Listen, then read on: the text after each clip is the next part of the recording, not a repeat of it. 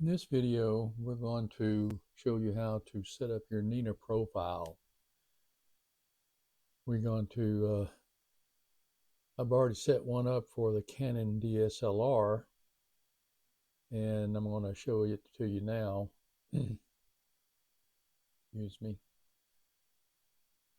Now, I think I have to plug the camera in for it to come on.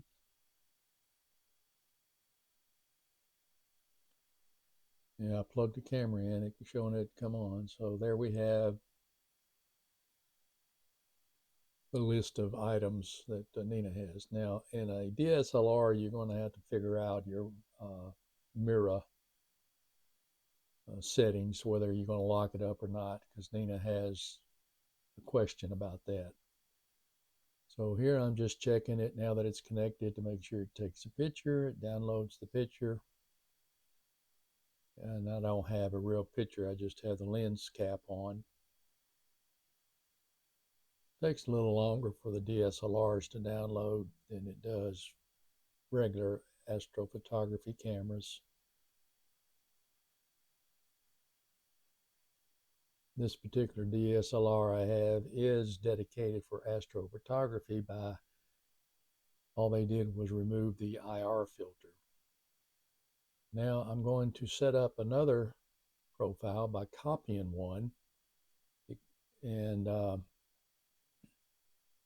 reason I do that is so that certain settings will be the same, layouts will be the same, and all that. And then you can go up there and change the name after you've copied it to what you want. And I'm doing this for my planetary camera, which is a ZWO 120 MC-S.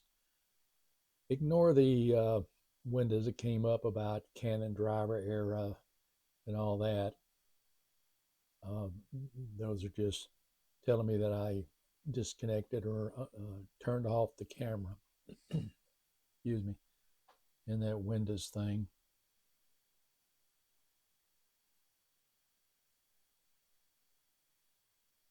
So I have copied a profile. We'll click load profile. It's already loaded, but and here I'm looking to see if the camera has showed up, and it hasn't. So I'm going to have to do search. The camera is plugged in, and there it is. Connect to it. It is connected. Now, on these cameras, you need to verify your sensor settings and all that. Here I'm just testing it to see if it takes a picture.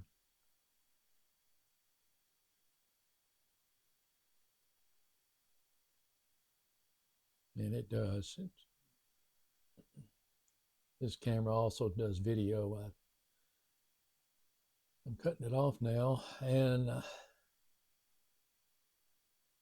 I'm kind of searching for some stuff that I may need to put in, and it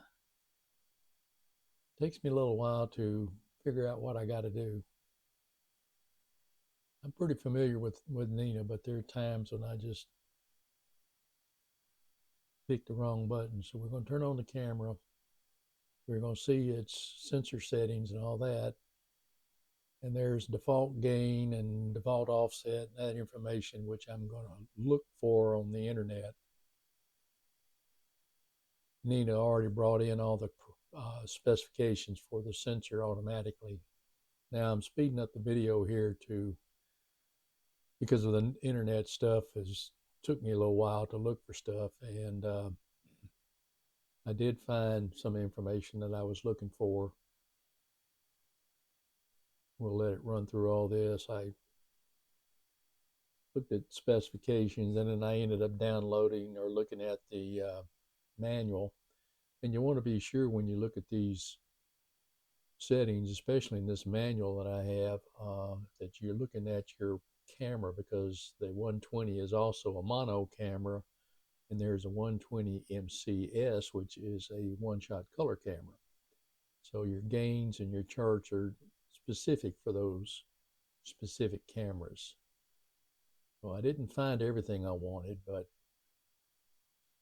in the settings, there's a grade numbers that are giving you a range that you can set to, so you do have something to go by.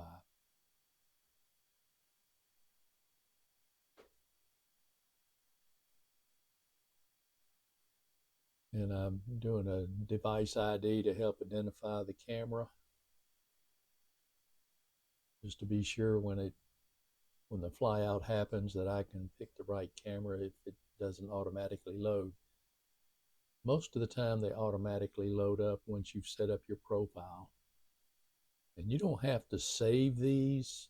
They automatically save when you close the program.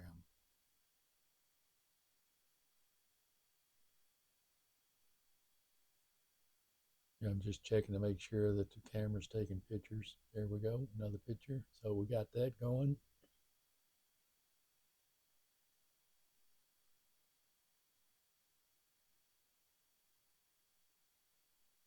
So I have my profiles there. I have a default profile, which you can copy and go by. It's that layout right there is what I prefer, but people can move it around and change it for their own.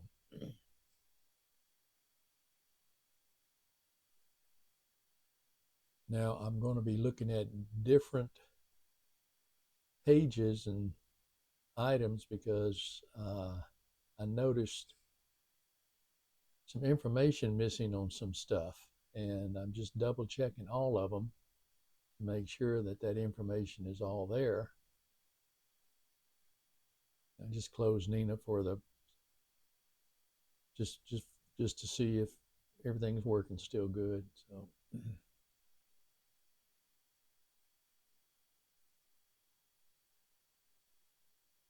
in particular, you want to have your gear all listed in each one of your profiles. This is the camera again. I'm checking the default gain that I want, or the ISO. And here I notice that there are missing information. The telescope, its focal length, its F ratio, the mount information is missing. The planetarium is the wrong selected planetarium, so I got to correct all these and make sure they're all correct in all the profiles. This is going to take a little while. Really doesn't take that long. Just you have all the information written down on what goes on each page, then you don't have to flick back and forth like I'm doing. I don't remember everything there very well anymore. There's C8, and there's and that information there, and their focal length, and then there's stellarium over there. So I need to put all that information correctly into each one of the profiles, so they'll be there. And that all has to do with the file name that I've set up for these for the images. In the file name, I don't show it in this video, but in the file name, I have it where it will list the telescope,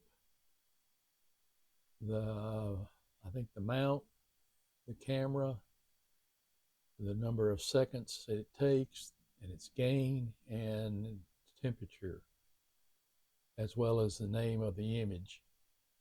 And it is set up also so that the folder will be made for the date and the name of the image. So when people download their shots for the night, they have it in a specific folder for the specific object they took. If they took 3 or 4 objects, then they're going to have that 3 or 4 folders for those pictures.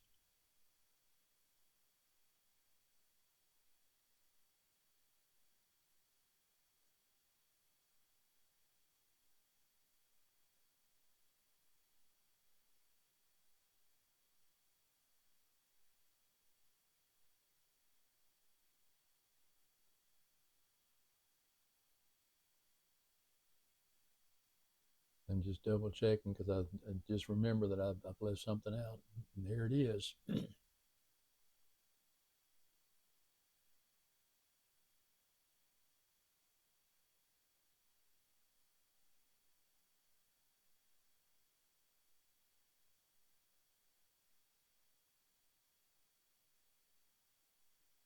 The only thing I have to do is go back into this particular computer and make sure that every one of the profiles file name is correct for uh, their profile. I didn't check that on this video.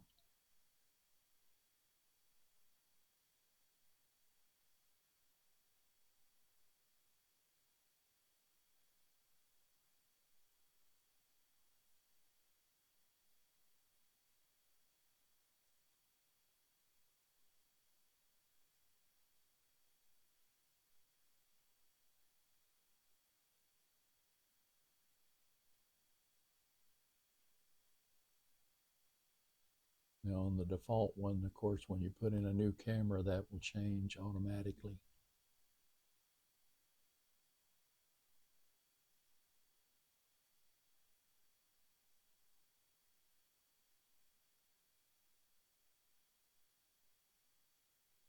And this is the file name page.